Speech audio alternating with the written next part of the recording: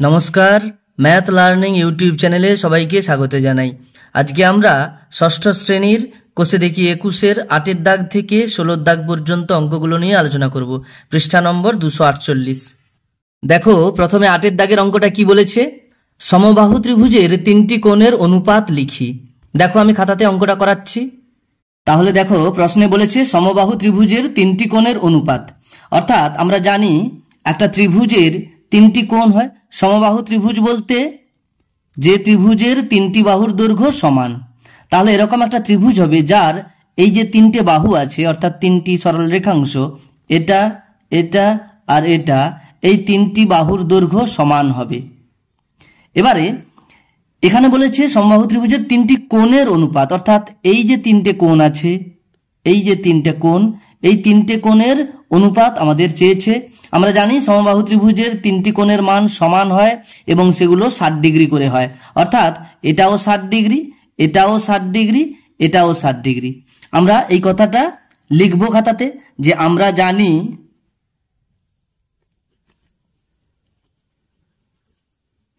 সমবাহু ত্রিভুজের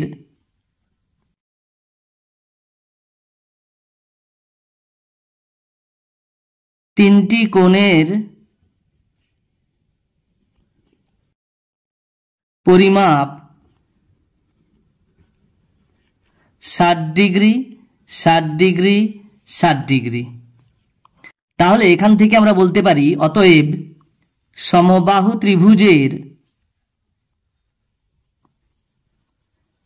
যেটা আমাদের প্রশ্নে চেয়েছে, যে 3টি কোণের অনুপাত, 3টি কোণের অনুপাত কত হবে? অনুপাত সমান আমরা বলতে পারি 60 degree is to 60 degree is to 60 degree. এরপরে দেখো, আমরা জানি যখন আমরা অনুপাত করব তখন কিন্তু একক বর্জিত হয়, অর্থাৎ ডিগ্রিটাকে রাখবো না।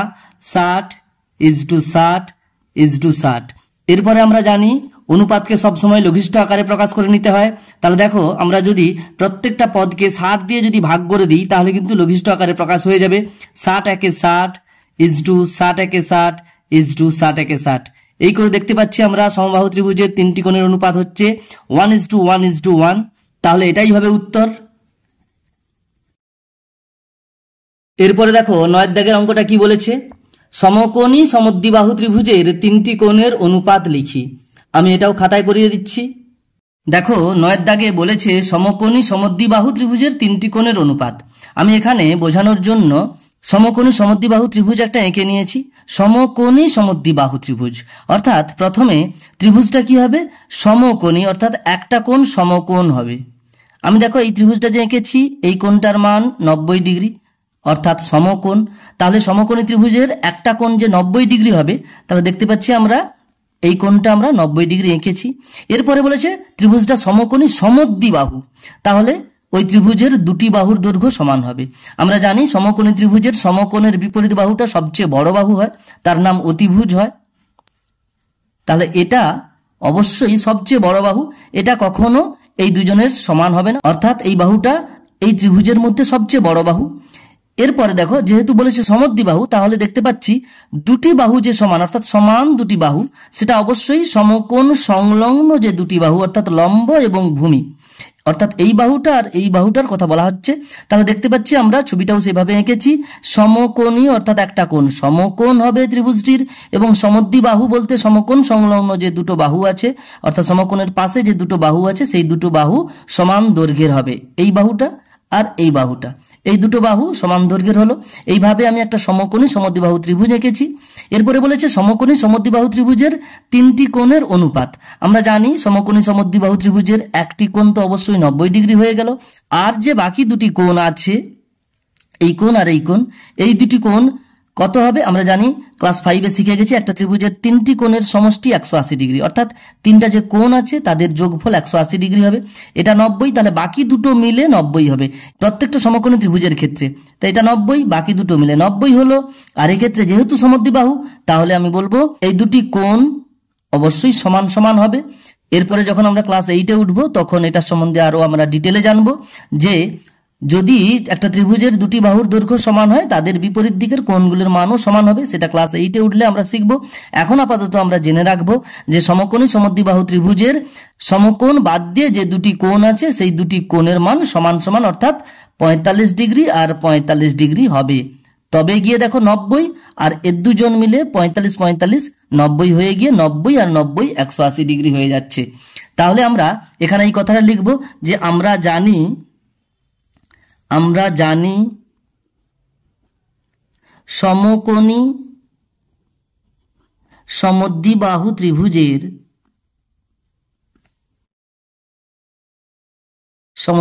ত্রিভুজের তিনটি কোণের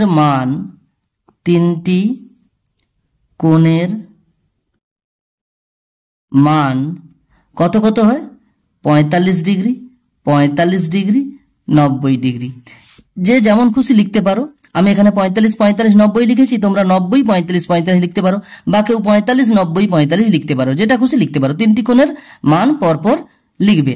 এরপরে অতএব করে লিখবে, অতএব সমকোণী সমদ্বিবাহু ত্রিভুজের, যেমন ভাবে আমি আগের অঙ্কটা করেছি তেমনিই করাচ্ছি, সমকোণী সমদ্বিবাহু ত্রিভুজের তিনটি কোণের অনুপাত সমান। তাহলে আমি যেমন লিখেছি তেমনি আমরা অনুপাতটা লিখব। 45 degree is to 45 degree is to 90 degree সমান। দেখো তাহলে এরপরে কি করব, ডিগ্রি এককটা আমরা তুলে দেব, সমান করে 45 ইজ টু 45 ইজ টু 90 সমান। দেখো আমি যদি এই অনুপাতটিকে লঘিষ্ঠ আকারে প্রকাশ করি, দেখো একসঙ্গে আমি 45 দিয়ে কেটে দিচ্ছি, 45 একে 45 অর্থাৎ ভাগ করে দিচ্ছি, 45 একে 45, 45 দুগুণে 90 অর্থাৎ 1:1:2 হয়ে যাচ্ছে। এটাই উত্তর হবে। এখানে দেখো তোমাদের আমি আরেকটা কথা বলে দিই, 1:1:2 এটা যদি কারো হয়, মানে আমি এইভাবে যেভাবে করেছি এটা যদি করো তাতেও উত্তর ঠিক। আবার যদি কেউ 90 ডিগ্রিটাকে সামনে লিখো, অর্থাৎ প্রথমে লিখো 90 35 45, তখন কিন্তু 2:1:1 হবে। যে যেমন ভাবে কোণগুলোকে বসাবে তেমনি ভাবে অনুপাত হবে, যেমন খুশি এইভাবে অনুপাত হতেই পারে। 1:1:2, 2:1:1, 1:2:1 এইভাবে যে কোনো একটা লিখলেই কোনো অসুবিধা নেই, সবই ঠিক আছে। এরপরে দেখো 10-এর দাগের অঙ্কটা কি বলেছে, 210 টাকা ফতেমা ও শাকিলের মধ্যে 3:4 অনুপাতে ভাগ করে দেওয়ার চেষ্টা করি, কাকে কত টাকা দেব হিসাব করি। দেখো এই অঙ্কটা আমি আগের ভিডিওতে 5-এর দাগের অঙ্কটা যেটা করিয়ে দিয়েছিলাম সেই একই রকম হবে। আমি খাতাতে অঙ্কটা করিয়ে দিচ্ছি। দেখো 10-এর দাগের অঙ্কটা প্রথম লাইনে যেটা বলেছে আমি সেই কথাটা লিখে নিচ্ছি। বলেছে 210 টাকা ফতেমা ও শাকিলের মধ্যে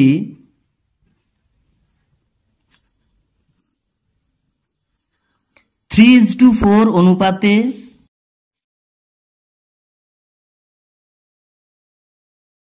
ভাগ করে দেওয়া হয়েছে।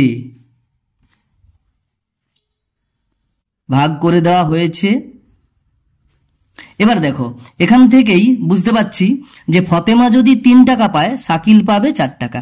আমি আগে বলে দিয়েছিলাম 5-এর দাগের অঙ্কটা করানোর সময়, এরকম যদি দেখি অনুপাত আছে তাহলে এটা আমরা এইভাবে হিসাব করব যে প্রথমজন প্রথম টাকাটা যদি পায় দ্বিতীয়জন দ্বিতীয় টাকাটা পাবে। তাহলে ফতেমা যদি 3 টাকা পায় শাকিল পাবে 4 টাকা, এই হিসেবে চলতে থাকবে। তাহলে ফতেমা যদি 3 দুগুণে 6 টাকা পায় শাকিল পাবে 4 দুগুণে 8 টাকা, অর্থাৎ ফতেমা 6 টাকা পেলে শাকিল 8 টাকা পাবে। এইভাবে পরপর হিসাবে চলতে থাকবে।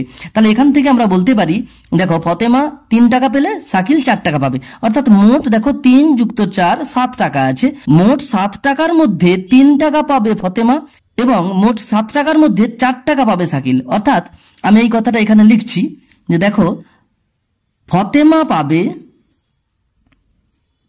সমান, দেখো মোট 7 টাকার মধ্যে 3 টাকা, অর্থাৎ 3/7 অংশ।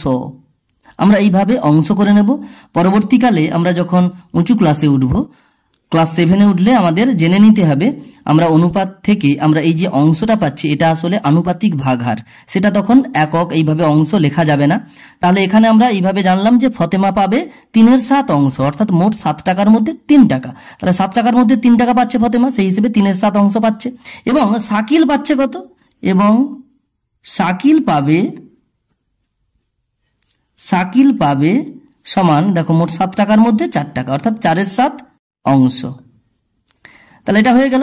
অতএব করে আমরা বলতে পারি 210 টাকার মধ্যে তাহলে ফতেমা কত পাচ্ছে। অতএব 210 টাকার মধ্যে ফতেমা পাবে সমান 210 টাকার 3-এর 7 অংশ টাকা।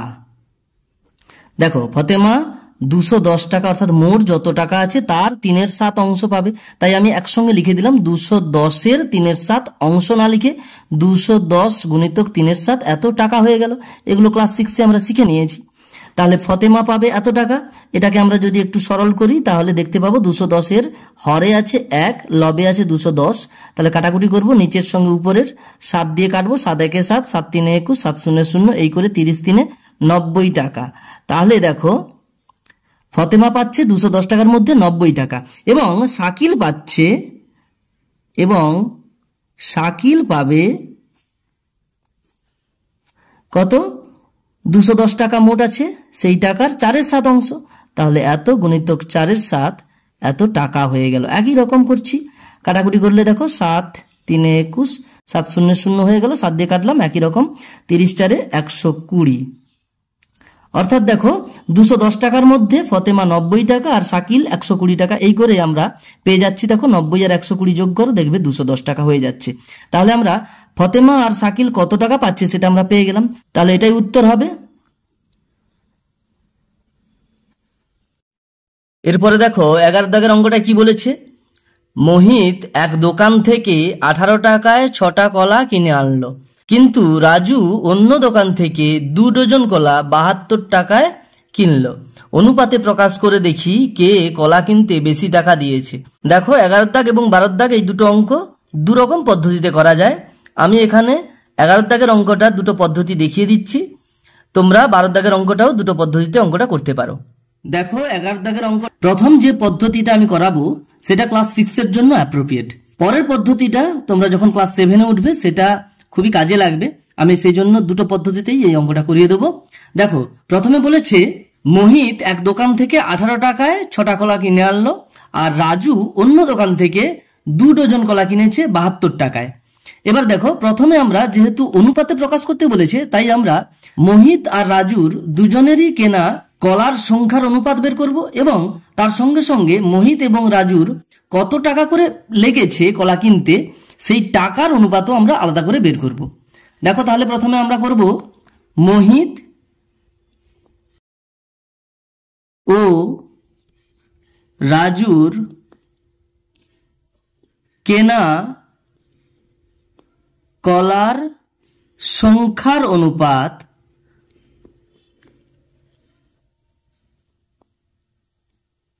সমান। দেখো প্রথমে আমি মোহিত লিখেছি তারপরে রাজুর লিখেছি, তাই মোহিতের কেনা কলার সংখ্যাটা প্রথমে লিখব, তারপরে অনুপাত চিহ্ন দিয়ে রাজুর কেনা কলার সংখ্যাটা লিখব। মোহিত কিনেছে 6টা কলা, তাই আমরা 6 লিখব। ইজটু করে অনুপাত করছি তাই ইজটু চিহ্ন দিলাম। রাজুর কেনা কলার সংখ্যা 2 ডজন। দেখো 2 ডজন মানে 2 গুণিতক 12 অর্থাৎ 24টা। যেহেতু আমরা এখানে লিখে দিতে পারি যেহেতু 1 ডজন সমান 12টি কলা অর্থাৎ 12টি। তাহলে মোহিত ও রাজুর কেনা কলার সংখ্যার অনুপাত 6:2 সমান 6:2 আর 12 গুণ করলে হয়ে যাচ্ছে 24। আর এটাকে আমরা অনুপাতকে লঘিষ্ঠ আকারে প্রকাশ করব 6 দিয়েই। দেখো কাটাকুটি করে নাও, 6 1 6, 6 4 24। এই করে আমরা পেয়ে যাচ্ছি মোহিত ও রাজুর কেনা কলার সংখ্যার অনুপাত 1:4। এরপরে আমরা প্রথমে দেখো মোহিত লিখেছি তাই আবারও আমরা মোহিত এবং রাজু পরপর লিখব। মোহিত এবং রাজুর মোট কত টাকা লেগেছে সেই টাকার অনুপাত আমি লিখব আবার মোহিত ও রাজুর টাকার অনুপাত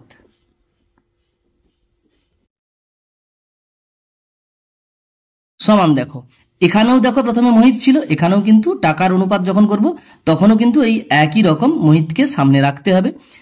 তো এবারে দেখো মোহিতের কত টাকা লেগেছে, মোহিতের টাকা লেগেছে 18 টাকা। তাহলে আমি মোহিতের টাকাটা প্রথমে লিখবো 18। আমি আর টাকা লিখছি না, অনুপাত সবসময় একক বর্জিত হয়, তাই প্রথমেই আমি এককটাকে তুলে দিয়ে অনুপাতটা নির্ণয় করে নিচ্ছি। 18 রাজুর কত টাকা লেগেছে? 72 টাকা। তাহলে এখানে আমরা 72 শুধু লিখব। সমান, দেখো এটাকে যদি আমরা অনুপাতটাকে লঘিষ্ঠ আকারে প্রকাশ করি তাহলে 18 দিয়ে আমরা যদি রাফে দেখি 18 দিয়ে কাটাকুটি হয়ে যাবে। 18 একে 18, 18 4 72। এই করে দেখতে পাচ্ছি মোহিত ও রাজুর টাকার অনুপাত হচ্ছে 1:4।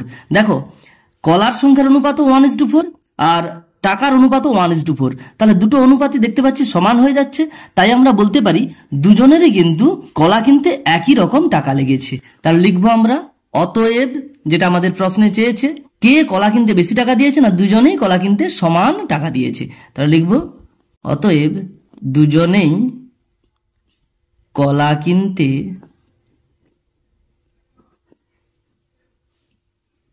সমান টাকা দিয়েছে।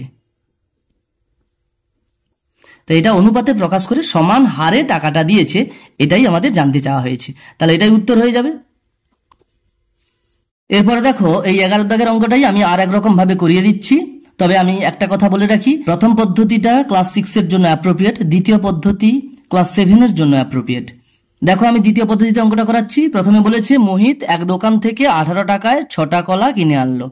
তাহলে দেখো যেহেতু এখানে বলেছে কার বেশি টাকা পড়েছে কলা কিনতে, তাহলে আমরা করব প্রত্যেক ক্ষেত্রে, অর্থাৎ মোহিতের একটা একটা কলার দাম, অর্থাৎ প্রতিটা কলার দাম কত করে পড়েছে। তাহলে দেখো মোহিত 6টি কলা কিনেছে 18 টাকায়। তাহলে অতএব করে আমি বলতে পারি মোহিত একটি কলা কিনেছে, দেখো একটা একটা কলা কত করে হচ্ছে, আমরা ঐকিক নিয়ম ক্লাস 5-এ শিখে গেছি। তাহলে আমরা সহজেই বলতে পারি 18কে 6 দিয়ে ভাগ করব, একটা কলার দাম পেয়ে যাব, সমান হয়ে যাচ্ছে 3 টাকা। তাহলে মোহিত যখন কলা কিনতে গেছে তখন মোহিতের প্রতিটি কলার দাম 3 টাকা করে হচ্ছে।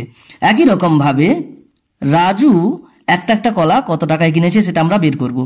এবং রাজু 2 ডজন কলা কিনেছে, 2 ডজন,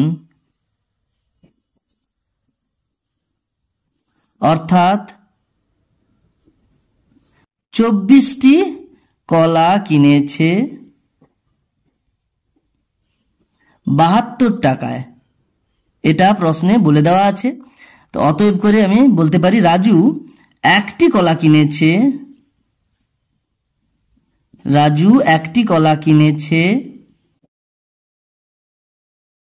তাহলে রাজুর কেনা প্রতিটি কলার দাম দাঁড়াচ্ছে কত? 72কে 24 দিয়ে ভাগ করে দাও, 24টা কলার দাম 72 টাকা হচ্ছে। তাহলে এক একটা কলার দাম হচ্ছে 72/24, এত টাকা। সমান, দেখো আমরা যদি সরল করি, কাটাকুটি করলে 24 দিয়ে কাটলে 24 একে 24, 24 3 72, এই করে দেখতে পাচ্ছি এক্ষেত্রেও অর্থাৎ রাজুর কেনা প্রতিটি কলার দাম 3 টাকা দাঁড়াচ্ছে। তাহলে এরপরে আমরা লিখতে পারি এরকম, মোহিত ও রাজুর কেনা প্রতিটি কলার দাম, অর্থাৎ এক একটি কলার দাম, প্রতিটি কলার দামের অনুপাত, আমরা এখানে শেষে অনুপাতটা বের করব। দামের অনুপাত কত হচ্ছে? দুজনেরই দেখো মোহিত একটা কলা কিনেছে 3 টাকাতে আর রাজুও কিনেছে 3 টাকাতে। তাহলে মোহিতের কেনা দামটা সেটা আমি প্রথমে লিখলাম, রাজুর এক একটা কলার দাম সেটা আমি শেষে লিখলাম। এই করে দেখতে পাচ্ছি 1:1, অর্থাৎ মোহিতের যত রাজুরও তত লেগেছে। তাহলে আমরা এই করে বলতে পারি অতএব দুজনেই কলা কিনতে সমান টাকা দিয়েছে। এটাই উত্তর হয়ে যাবে। যে কোনো একটা পদ্ধতিতে তোমরা অঙ্কটা করতে পারো, তবে আমি বলবো ক্লাস 6 এর জন্য প্রথম পদ্ধতিটাই অ্যাপ্রোপ্রিয়েট। এরপরে দেখো 12 দাগের অঙ্কটা কি বলেছে, আমাদের স্কুল থেকে আয়েশা ও কামালের বাড়ি যথাক্রমে 1 কিলোমিটার ও 600 মিটার দূরে। আজ আয়েশা ও কামাল বাড়ি থেকে যথাক্রমে 20 মিনিটে ও 12 মিনিটে স্কুল এসেছে। অনুপাতে প্রকাশ করে দেখি ওরা একই সময়ে না একজন আগে স্কুলে এসেছে। দেখো এই 12 দাগের অঙ্কটা কিন্তু 11 দাগের মতো একই রকম আমরা দুটো পদ্ধতিতে করতে পারি, তবে আমি এই 12 দাগের অঙ্কটা প্রথম পদ্ধতিতেই করে দিচ্ছি, তোমরা দ্বিতীয় পদ্ধতিতে চেষ্টা করে দেখতে পারো। দেখো তাহলে প্রশ্নে বলেছে স্কুল থেকে আয়েশা ও কামালের বাড়ি যথাক্রমে 1 কিলোমিটার এবং 600 মিটার দূরে। তাহলে প্রথমেই আমি আয়েশা এবং কামালের বাড়ির দূরত্বের অনুপাতটা বের করে নেব। তাহলে লিখব স্কুল থেকে আয়েশা ও কামালের বাড়ির দূরত্বের অনুপাত সমান। দেখো প্রথমে আয়েশা লিখেছি, তারপরে কামাল লিখেছি, তাই আয়েশার বাড়ির দূরত্বটা প্রথমে লিখব, তারপরে কামালের বাড়ির দূরত্বটা লিখব। অনুপাত করেছি তাই আমরা ইজটু চিহ্ন দেব মাঝখানে। তা আয়েশার বাড়ি বলেছে 1 কিলোমিটার, আমি এখানে প্রথমে যদি এককটাকে লিখি, পরে কিন্তু আমাদের যেহেতু অনুপাত একক বর্জিত হয় তাই আমাদের এককটাকে তুলে দিতে হবে। তাহলে আয়েশার বাড়ি 1 কিলোমিটার দূর আর কামালের বাড়ি 600 মিটার, এটা আমরা প্রথমে লিখে দিলাম। সমান করে দেখো 1 কিলোমিটার সমান 1000 মিটার। আমরা জানি যখন আমরা অনুপাত তৈরি করব তখন একই এককের করে নিতে হবে রাশিগুলোকে। সমজাতীয় রাশি হলেও আলাদা আলাদা একক হতে পারে, তখন কিন্তু আমাদের এককটাকে একই করে নিতে হবে। দেখো এখানে আছে কিলোমিটার, এখানে আছে মিটার। আমরা ক্লাস 6-এ মেট্রিক পদ্ধতি থেকে জেনে গেছি কিভাবে একটা একক থেকে আরেকটা এককে আমরা যেতে পারি। তা কিলোমিটার থেকে মিটারে যাব, ছোট এককে সবসময় যেতে হবে। কিলোমিটার থেকে মিটারে যদি নিয়ে যাই তাহলে 1 কিলোমিটার সমান 1000 মিটার হয় জানি, তাহলে এখানে 1000 মিটার আমরা করে নিতে পারি। তাহলে এখানেও মিটার হয়ে যাবে, এখানে মিটার তো আছে, তাহলে আমরা একসঙ্গেই মিটার কথাটা তুলে দিচ্ছি। তাহলে হয়ে গেল 1000:600।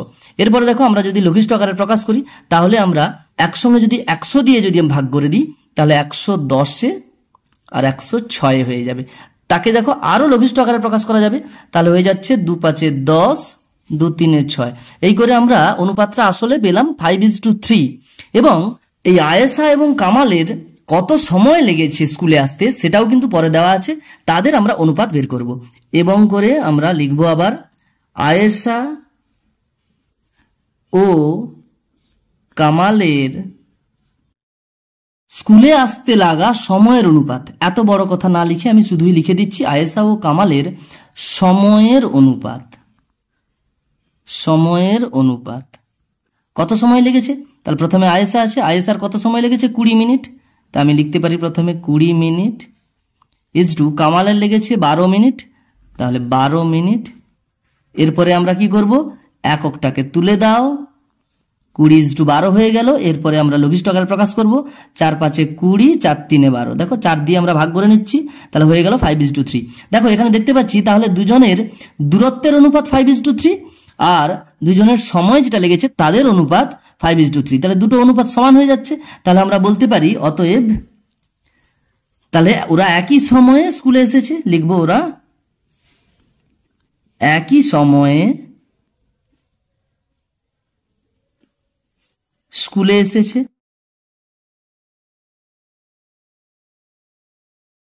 অর্থাৎ আমরা বলতে পারি ওরা একই গতিবেগে স্কুলে আসে। তাহলে এটাই উত্তর হয়ে যাবে। এরপরে দেখো 13 দাগের অঙ্কগুলো কি বলেছে, নিচের অনুপাতগুলির মধ্যে কোন কোন অনুপাতগুলি সমান হিসাব করি। তাহলে দেখো 1 দাগের দেখো এখানে দুটো অনুপাত দেওয়া আছে, এই দুটো অনুপাত সমান কিনা আমাদের দেখতে হবে। আবার 2 দাগের ওই রকম অনুপাত দুটো দেওয়া আছে, সেই অনুপাত দুটো সমান কিনা আমরা দেখতে হবে। এইভাবে আমরা অনুপাতগুলো প্রত্যেকটা দাগের যে অনুপাতগুলো দেওয়া আছে সেগুলো সমান কিনা আমরা হিসাব করব। আমি অঙ্কগুলো করাচ্ছি। দেখো 13 দাগের 1 অঙ্কটা আমি এখানে তুলে নিয়েছি। দুটো অনুপাত দেওয়া আছে, প্রথম অনুপাত দেওয়া আছে 3:3 এবং দ্বিতীয় অনুপাত দেওয়া আছে 5:5। এই দুটো অনুপাত সমান কিনা আমাদের হিসাব করতে হবে। প্রথমে দেখো আমরা কি করতে পারি, এই অনুপাতটাকে আমরা সরল অনুপাতে প্রকাশ করতে পারি, অর্থাৎ লঘিষ্ঠ আকারে নিয়ে যাব।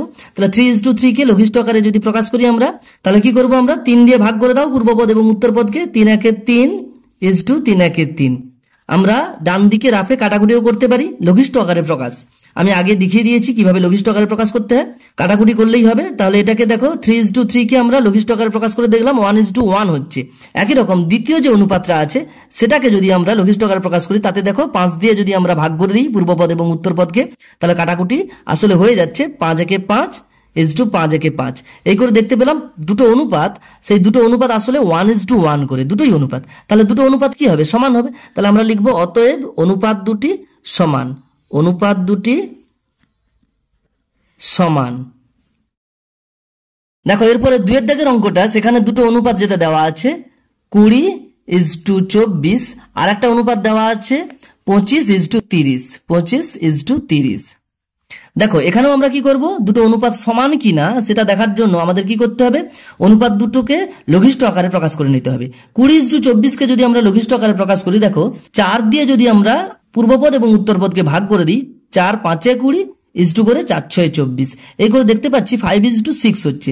এবং দ্বিতীয় অনুপাতটাকে যদি আমরা পূর্বপদ এবং উত্তরপদকে 5 দিয়ে ভাগ করি, তাহলে দেখতে পাচ্ছি আমরা 5:6 হচ্ছে। এখানেও 5 দিয়ে আমরা ভাগ করছি, 5 5 25, 5 6 30। তোমরা রাফে কাটাকুটি করে নিতে পারো। এই করে দেখলাম যে দুটো অনুপাতই 5:6 করে হচ্ছে, অর্থাৎ এখানেও আমরা বলতে পারি অতএব অনুপাত দুটি সমান, অনুপাত দুটি সমান। এখানে কিন্তু অনুপাত দুটো সমান কিনা এটুকুই শুধু দেখতে চাওয়া হয়েছে, তাই আমরা বলে দিতে পারি অনুপাত দুটি সমান। এরপরে 3 এর দাগের অঙ্কটা বলেছে প্রথম অনুপাত 1:9 এবং দ্বিতীয় অনুপাত বলেছে 9:18। তাহলে 1:9কে আমরা যদি লঘিষ্ঠ আকারে প্রকাশ করি, সেটাই থেকে যাবে 1:9। আর দ্বিতীয় অনুপাতটাকে যদি আমরা লঘিষ্ঠ আকারে প্রকাশ করি 9:18কে, দেখো 9 দিয়ে পূর্বপদ এবং উত্তরপদকে ভাগ করে নিতে পারি, অর্থাৎ কাটাকুটি করলেই তোমরা দেখতে পাবে 9 একে 9 ইজটু করে 9 দুগুণে 18, অর্থাৎ 1:2 দাঁড়াচ্ছে দ্বিতীয় অনুপাতটা।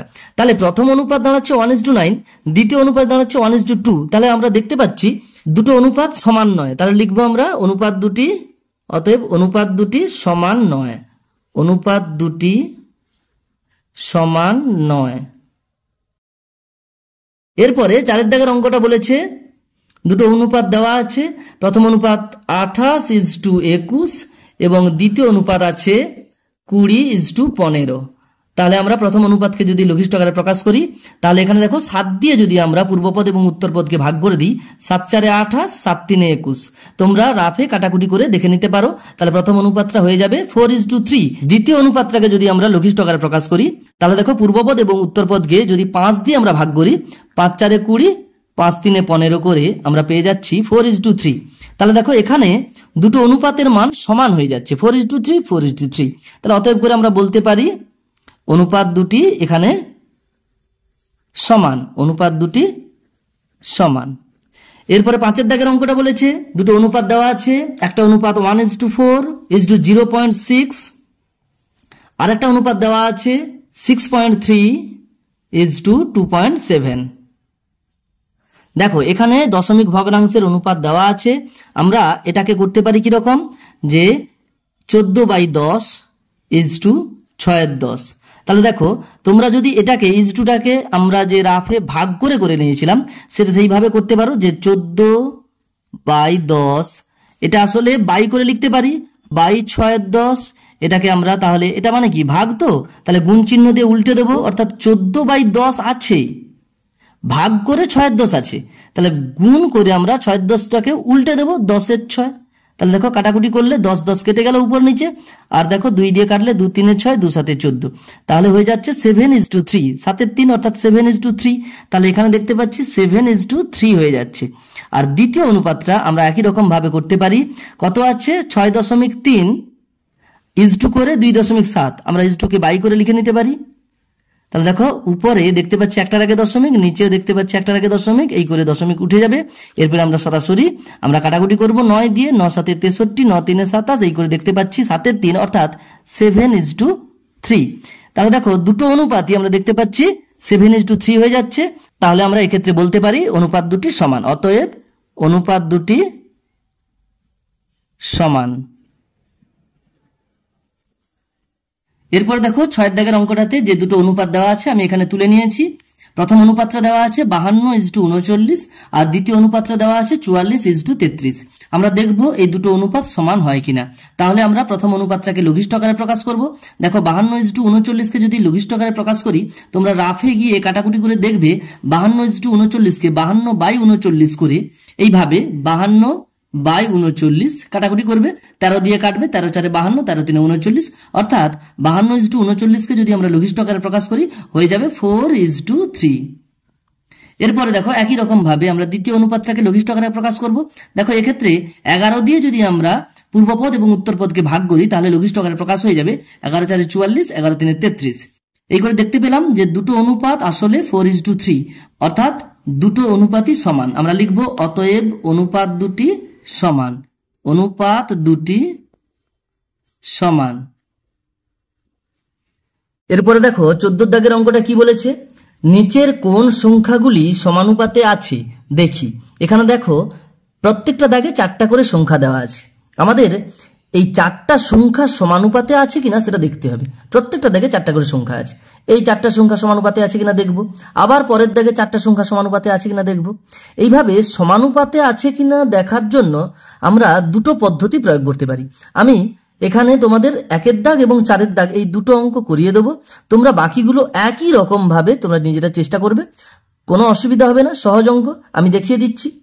দেখো আমি এখানে খাতাতে 14 দাগের 1-এর অঙ্কটা তুলে নিয়েছি। এখানে 4টি সংখ্যা দেওয়া আছে 9, 7, 36, 28। এই 4টি সংখ্যা সমানুপাতে আছে কিনা আমাদের দেখতে হবে। আমি বলেছিলাম দুটো পদ্ধতিতে এই অঙ্কগুলো করা যায়। দেখো প্রথম পদ্ধতিতে আমি অঙ্কটা করাচ্ছি। তাহলে এই 4টি সংখ্যা সমানুপাতে আছে কিনা দেখার জন্য আমরা প্রথমে কি করব, এখানে দেখো প্রথম সংখ্যা, দ্বিতীয় সংখ্যা, তৃতীয় সংখ্যা, চতুর্থ সংখ্যা, অর্থাৎ প্রথম পদ, দ্বিতীয় পদ, তৃতীয় পদ, চতুর্থ পদ। এই প্রথম পদ এবং চতুর্থ পদকে গুণ করে আমরা গুণফলটা বের করব। আবার দ্বিতীয় পদ এবং তৃতীয় পদ গুণ করে গুণফলটা বের করব। এই দুটো গুণফল যদি সমান হয় তখন আমরা বলবো 4টি সংখ্যা সমানুপাতে আছে। দেখো আমি অঙ্কটা করাচ্ছি। প্রথম পদ বা প্রথম সংখ্যা গুণিতক চতুর্থ সংখ্যা সমান কত হচ্ছে দেখো, 9 গুণিতক 28। গুণ করলে আমরা কত পাচ্ছি, 9 8 72, 2 হাতে হলো 7, 9 2 18, 7 25। গুণফল পাচ্ছি 252। প্রথম পদ এবং চতুর্থ পদ গুণ করতে আমরা গুণফল পেলাম 252। এরপর আমরা বের করব দ্বিতীয় পদ আর তৃতীয় পদের গুণফল। তা আবার দ্বিতীয় পদ গুণিতক তৃতীয় পদ বা তৃতীয় সংখ্যা, আমি এখানে পদ লিখে দিয়েছি, তোমরা পদ বা সংখ্যা যেটা খুশি লিখতে পারো, সমান 7 গুণিতক 36 সমান দেখো এখানে গুণফল কত হচ্ছে, 7 6 42, 2 হাতে হলো 4, 7 3 21, 4 25। এই করে দেখতে পাচ্ছি দেখো দুটো গুণফলই একই হচ্ছে 252। তাহলে আমরা এখানে লিখব যে অতএব প্রথম পদ গুণিতক চতুর্থ পদ সমান দ্বিতীয় পদ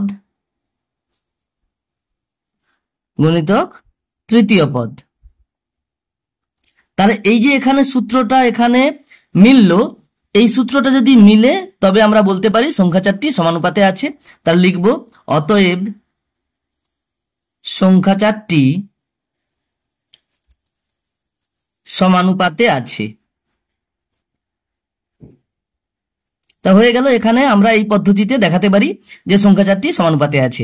এরপরে দেখো এই অঙ্কটাই যদি আমরা আর এক রকম ভাবে করতে চাই যে সংখ্যা 4টি সমানুপাতে আছে কিনা দেখব, তাহলে আমরা কি করব, প্রথম পদ এবং দ্বিতীয় পদের অনুপাত তৈরি করব, অর্থাৎ প্রথম দুটো পদের অনুপাত বের করব আর তৃতীয় পদ এবং চতুর্থ পদের অনুপাত বের করব। এই করে দুটো অনুপাত কত হয় সেটা দেখব। যদি দুটো অনুপাত সমান হয়ে যায় তখন হবে 4টি সংখ্যা সমানুপাতি, অর্থাৎ সংখ্যা 4টি সমানুপাতে আছে। আর যদি অনুপাত দুটো অসমান হয় তাহলে আমরা বলবো সংখ্যা 4টি সমানুপাতে নেই। তাহলে অঙ্কটা করছি আমি। এখন 9:7 সমান কত হচ্ছে দেখো, এটাকে আমরা কি করব, লঘিষ্ঠ আকারে প্রকাশ করব। লঘিষ্ঠ আকারে প্রকাশ করলে ওটাই থেকে যাবে 9:7 এবং পরের দুটো সংখ্যা অর্থাৎ তৃতীয় সংখ্যা এবং চতুর্থ সংখ্যার অনুপাত 36:28। এখানে দেখো অনুপাতটিকে লঘিষ্ঠ আকারে প্রকাশ করলে আমরা অনুপাতটা পাবো 4 দিয়ে। এখানে কাটাকুটি করতে পারি আমরা, পূর্বপদ এবং উত্তরপদকে 4 দিয়ে ভাগ করব, 4 9 36, 4 7 28। এই করে আমরা দেখতে পাচ্ছি দ্বিতীয় যে অনুপাতটি হয়েছে সেখানেও মান দাঁড়াচ্ছে 9:7। তাহলে দেখো দুটো অনুপাতের মান সমান হচ্ছে। তাহলে আমরা লিখব যেহেতু 9:7 is equal to 36:28, তাহলে দুটো অনুপাত দেখো, এই যে অনুপাত আর এই অনুপাত, দুটো অনুপাত সমান হচ্ছে।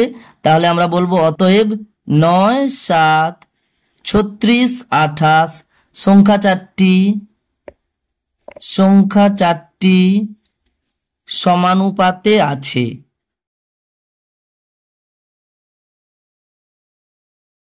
তাহলে এইভাবে আমরা দুটো পদ্ধতিতে অঙ্কগুলো করতে পারি। এরপরে দেখো 14 দাগে 4 অঙ্কটা আমি তুলে নিয়েছি। এখানে চারটে সংখ্যা দেওয়া আছে, 1 2, 1, 3 5 আর 1 পূর্ণ 1 5। এই চারটি সংখ্যা দেওয়া আছে। আমরা তাহলে এই চারটি সংখ্যা সমানুপাতে আছে কিনা দেখব। একই রকম ভাবে দুটো পদ্ধতিতে এই অঙ্কগুলো করতে পারি আমি। তাহলে প্রথম পদ্ধতিতে আমি অঙ্কটা দেখাচ্ছি। তাহলে প্রথম পদ এবং চতুর্থ পদকে গুণ করব এবং তার সঙ্গে সঙ্গে দ্বিতীয় পদ তৃতীয় পদকে গুণ করব। আমি অঙ্কটা করছি। প্রথম পদ গুণিতক চতুর্থ পদ কত হচ্ছে? এখানে প্রথম পদ আছে 1 2 আর চতুর্থ পদ আছে 1 পূর্ণ 1 5। দেখো এটাকে যদি আমরা একটু হিসাব করি তাহলে 1 2 হবে। এটা মিশ্র ভগ্নাংশ আছে, আমরা এটাকে অপ্রকৃত ভগ্নাংশে পরিণত করব। তাহলে কি করব? 5 1 5 গুণ করলাম আর 1 উপরে যেটা আছে সেটাকে যোগ করব। 5 1 5 আর 1 যোগ করলে 6, সেটা উপরে বসবে আর নিচে যেটা আছে সেটাই থাকবে, অর্থাৎ 6 এর 5 হয়ে যাবে। এরপর আমরা কি করব? ভগ্নাংশের গুণ আছে, কাটাকুটি করব উপর নিচে। 2 আর 6 কাটবো 2 দিয়ে, 2 1 2, 2 3 6। এই করে দেখতে পাচ্ছি উপরে 3 আর নিচে 5, অর্থাৎ গুণফল দাঁড়াচ্ছে 3 এর 5। এবং দ্বিতীয় পদ আর তৃতীয় পদকে গুণ করব এবং করে আমরা লিখতে পারি দ্বিতীয় পদ গুণিতক তৃতীয় পদ। দেখো এখানে দ্বিতীয় পদ আর তৃতীয় পদ কি আছে? 1 আর 3 এর 5, সে দুটোকে গুণ করব আমরা। সমান করে 1 গুণিতক 3 এর 5 সমান, দেখো আমরা জানি যে কোনো সংখ্যার সঙ্গে 1 গুণ করলে সেটাই হয়, তাহলে হয়ে যাবে 3 এর 5। তাহলে দেখো আমরা এখানে দেখতে পাচ্ছি প্রথম পদ এবং চতুর্থ পদ গুণ করে যে গুণফলটা দাঁড়িয়েছে, দ্বিতীয় পদ এবং তৃতীয় পদকে গুণ করলেও সেই গুণফলটা হয়েছে। তাহলে আমরা লিখতে পারি যেহেতু প্রথম পদ গুণিতক চতুর্থ পদ সমান দ্বিতীয় পদ গুণিতক তৃতীয় পদ, অতএব করে আমরা বলতে পারি সংখ্যা চারটি সমানুপাতে আছে। সংখ্যা চারটি সমানুপাতে আছে। তাহলে আমরা এই পদ্ধতিতে অঙ্কটা করে দেখলাম যে সংখ্যা চারটি সমানুপাতে আছে। এরপর দেখো আর এক রকম পদ্ধতি, দ্বিতীয় পদ্ধতিতে আমরা এই অঙ্কটা করে দেখব যে এই সংখ্যা চারটি সমানুপাতে আছে। এখানে সংখ্যাগুলো কি দেওয়া আছে?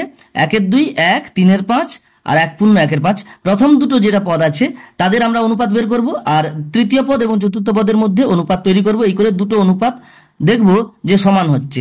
এখন 1 2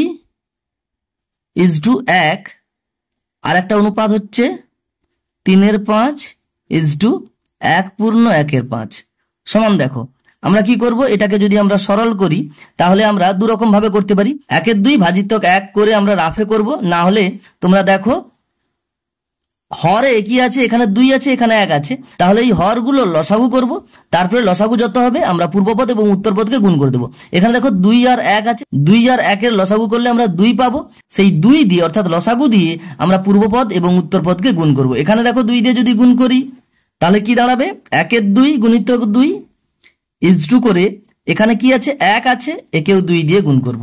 এই করে এখানে পাচ্ছি কত? 2 আর 2 কেটে গেল, 1 দাঁড়ালো, ইজটু 1 2 2।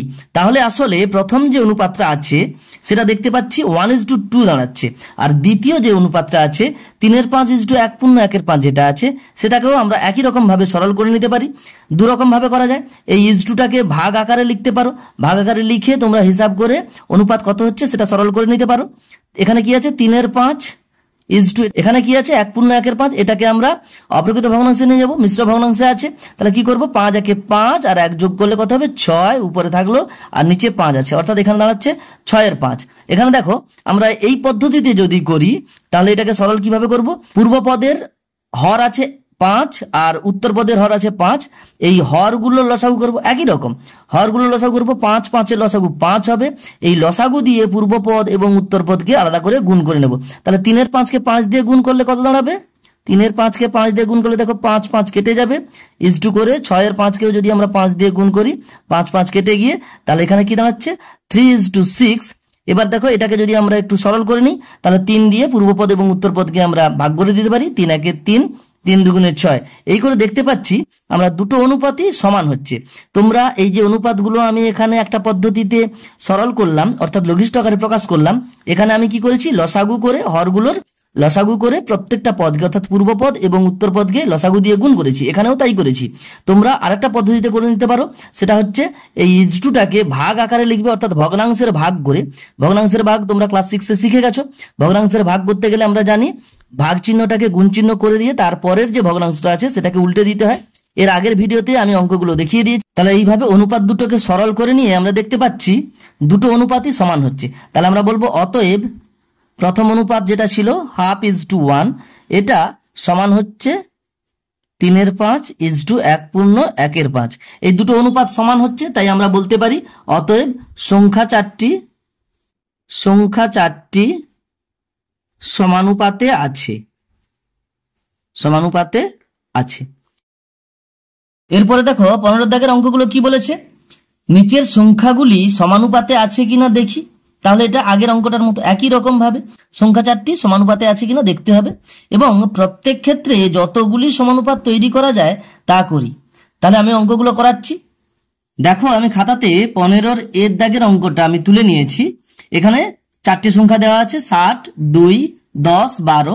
এই চারটা সংখ্যা সমানুপাতে আছে কিনা আমাদের দেখতে বলেছে, আর যদি সমানুপাতে থাকে তাহলে যতগুলো সমানুপাত তৈরি করা যায় সেগুলো আমাদের বের করার কথা বলা হয়েছে।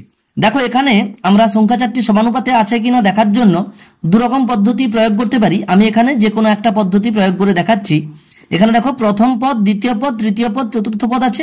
প্রথম পদ এবং চতুর্থ পদকে আমরা যদি গুণ করি তাহলে কত পাবো আমি সেটা দেখব। প্রথম পদ গুণিতক চতুর্থ পদ সমান কত হচ্ছে, দেখো প্রথম পদ আছে 60 আর চতুর্থ পদ আছে 12, সেটাকে গুণ করলে আমরা দেখতে পাচ্ছি 12 0 0 12 6 72, এই করে আমরা 720 গুণফল পাচ্ছি।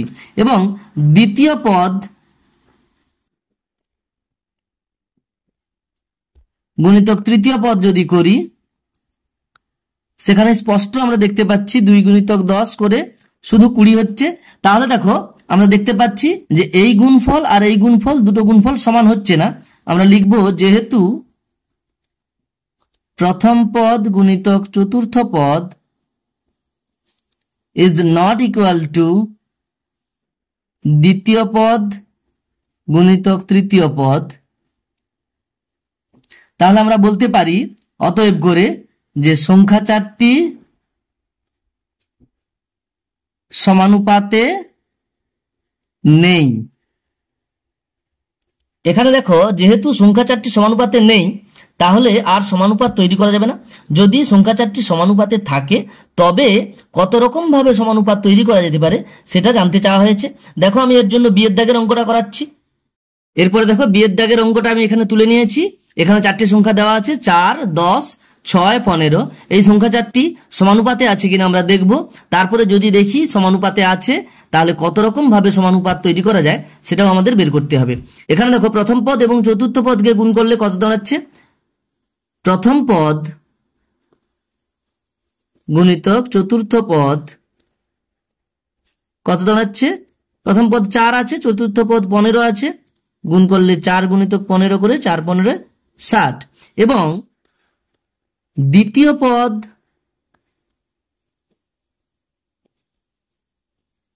গুণিতক তৃতীয় পদ,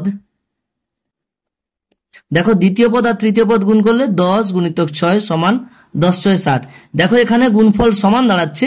তাহলে আমরা লিখব যেহেতু প্রথম পদ গুণিতক চতুর্থ পদ সমান দ্বিতীয় পদ গুণিতক তৃতীয় পদ। দেখো যেহেতু এই সূত্রটা খাটছে তাহলে আমরা বলতে পারি অতএব সংখ্যা চারটি সমানুপাতে আছে। দেখো আমি এর আগের অঙ্কগুলো অর্থাৎ 14 দাগের অঙ্কগুলো সংখ্যা চারটি সমানুপাতে থাকলে কিভাবে লিখতে হয় সেটা আমি লিখিনি। এখানে যেহেতু আরও কত রকম ভাবে সমানুপাত তৈরি করা যায় জানতে চেয়েছে, তাই আমি সংখ্যা চারটি যদি সমানুপাতে থাকে কিভাবে লেখা যায় সেটা এখানে লিখছি। তাহলে আমরা বলতে পারি অতএব করে যেহেতু সংখ্যা চারটি সমানুপাতে আছে, তাহলে আমরা লিখতে পারি 4:10 অ্যাজ, অর্থাৎ সমানুপাত চিহ্ন দেব 6:15। তাহলে এটাকে আমরা কি লিখলাম, 4 আর 10-এর অনুপাত সমানুপাত চিহ্ন দিয়ে 6:15। এটাকে যদি আমরা ইংরেজিতে পড়ি এরকম ভাবে পড়তে হবে 4:10 অ্যাজ 6:15, এইভাবে পড়তে হবে।